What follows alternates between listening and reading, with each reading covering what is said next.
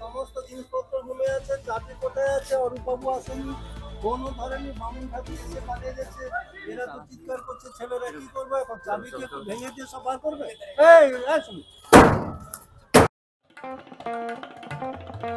দেশ থেকে বিদেশ, জেলা থেকে ব্লক, রাজনীতি, খেলা, বিনোদন সমস্ত খবরে টাটকা আপডেট পেতে সাবস্ক্রাইব করুন আমাদের চ্যানেল হলদিয়া লাইভ।